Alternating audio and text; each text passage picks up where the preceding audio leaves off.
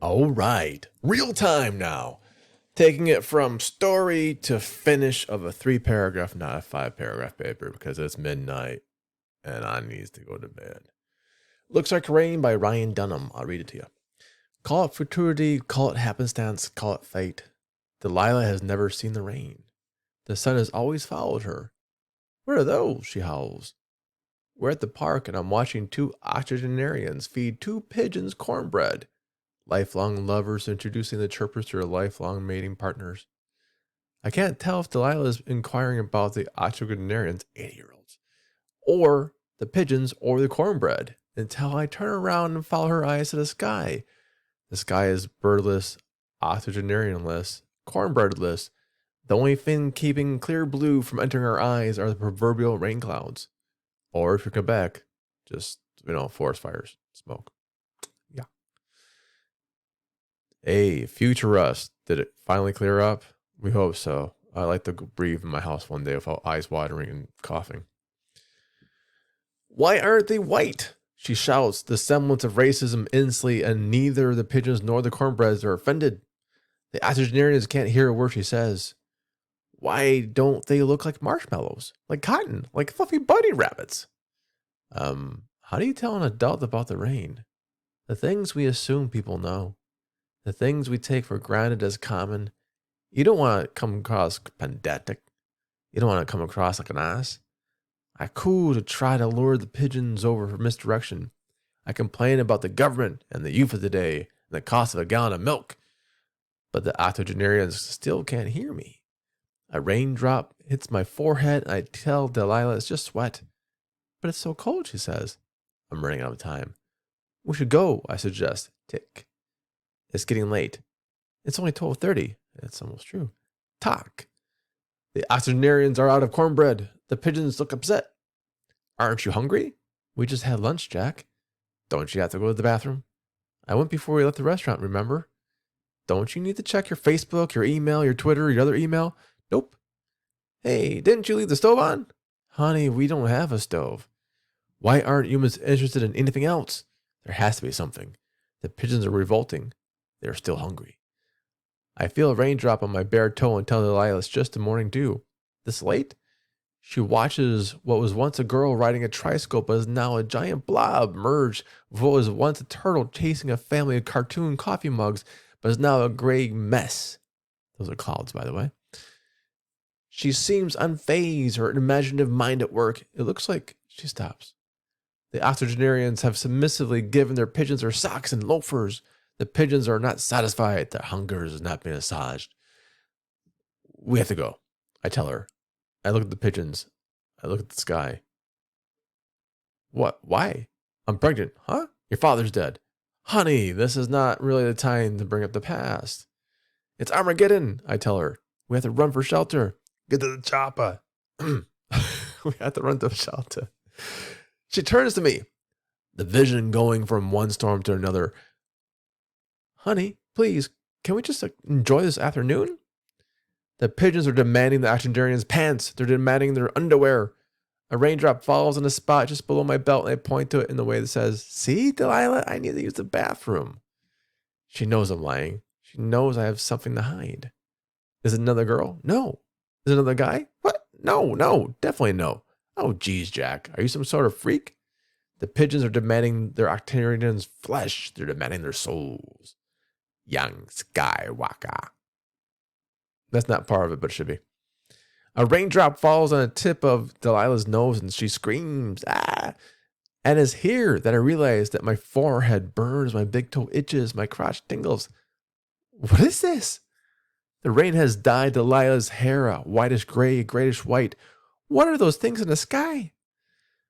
Dogs and cats can be heard howling in pain from every direction.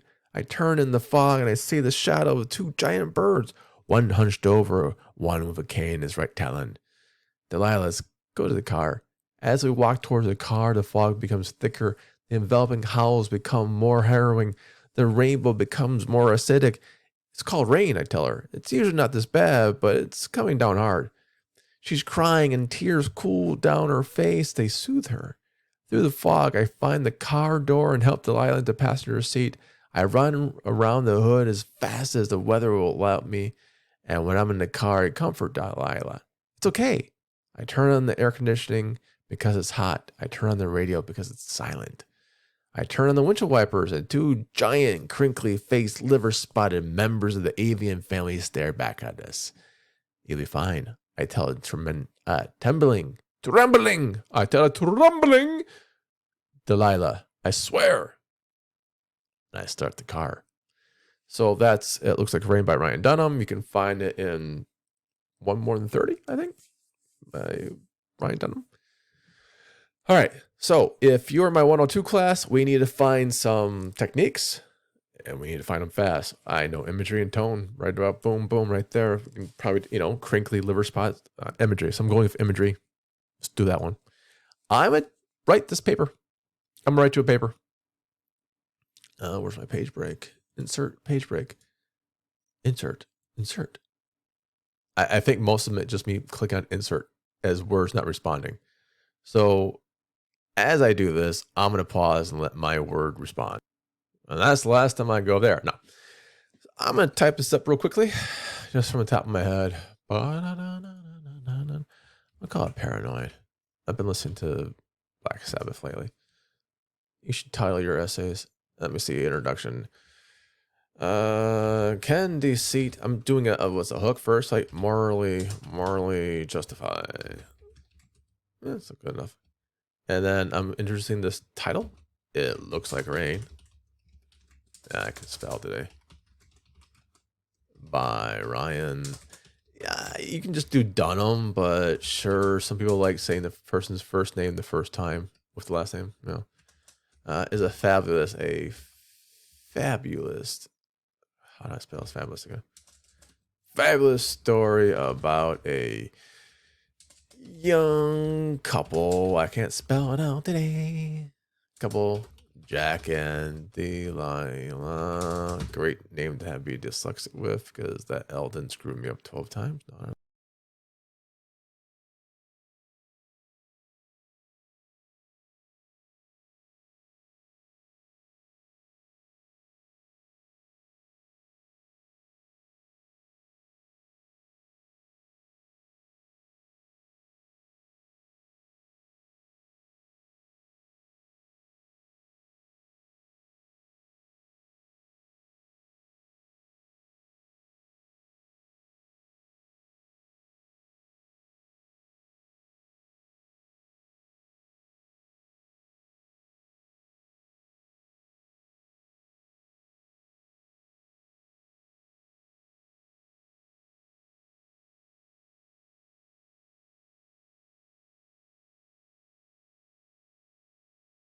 If you don't remember it, it's this color coding right here from a different story.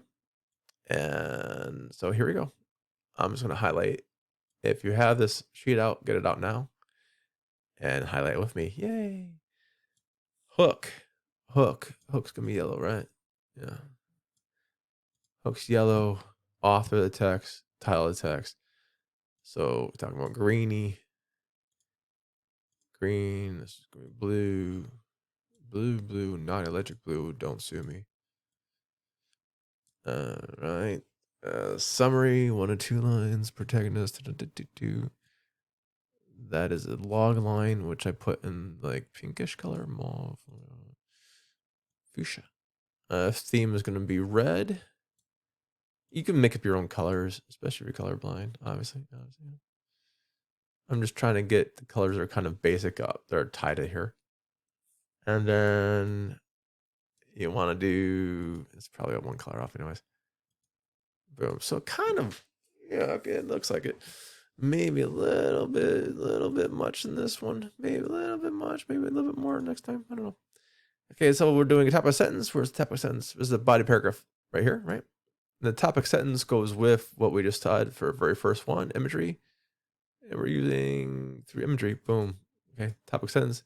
And then I set this up where it's going to apply to it. I'm basically taking the topic sentence, I'm putting it to the thesis a little more exact. The thesis, and I'm putting that in green. And then Dunham's imagery. Okay. And here we go. This is the setup of the quote. About 2 cents right there. And then we're going to give, oops, sorry. Oh, I can almost read. That's the setup of a quote with 1 sentence. And then we give the quote. And then we explain the quote. I think I explained the quote way too much.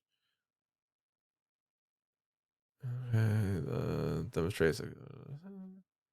Yeah, I explained the quote too much. It's 2 or 3. I mean, let's see. It's supposed to be 2 or 3 sentences ish, and this is just a rule of thumb. Basically, whenever you're doing an academic paper, you can kind of see what your word count is going to be and see where the most of the chunk's going to be a word, and you just divide. So if you have 5 sections, divide by that. If you should have like 1 section is bigger than something like that, you can just make the adjustments and see what your word count spending should be. So it's basically you're saving money. Words are like money. You're saving all your money and say, where should I spend them on? That's what word count really is. So let's see. We have 1, 2, 3, 4. Yeah, I should cut down a sentence from there at least. But then I introduce the next quote. I introduce the next quote right here. And it's a little bit of sleight of hand because honestly, it's about here. And then I actually do the quote right here.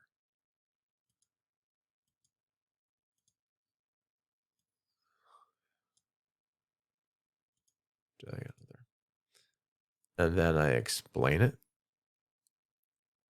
I explain it all the way until the transition. Yeah, I think probably in short, yeah.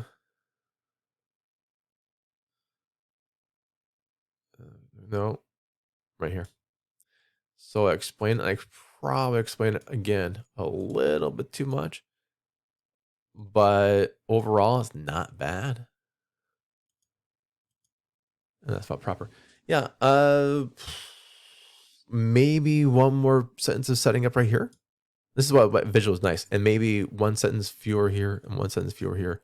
But really, if I handed this in, I'm like, it's probably going to be like 1,200. It might be a little bit over what I want. So I would want to cut this down by a sentence or 2 each. But we're getting there. At conclusion, it's going to be easy peasy, lemon squeezy. And then the first one is the top, going back, go back to your discuss for 3 paragraphs and then reconnect to the thesis. Right about, yeah. Reconnect to the thesis. And then you're bring into a general. And honest, I probably went on a little bit for this one. Again, it's past midnight, so I probably go bloop, bloop, bloop, bloop.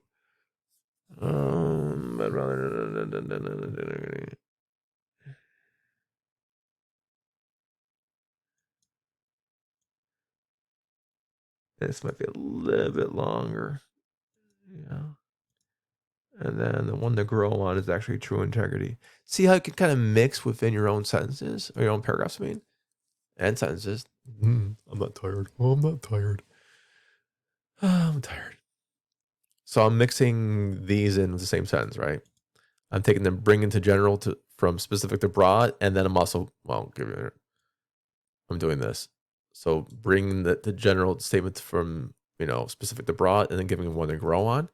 I'm doing it in the same sentence. Like I'm doing a small little sheet with a dash right there, yeah? Yeah. And that's it.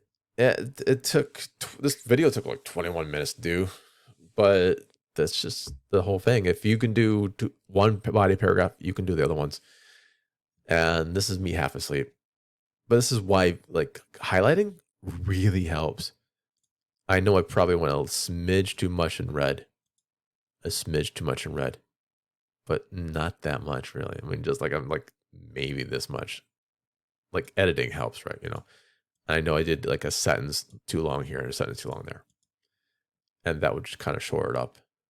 Maybe a little bit. No, this is actually not bad. Maybe a little bit more, not more summary. Just, my thesis is kind of small. It's small. I mean, it's a cool thesis. If I want to make it beefier, maybe next time. That's all.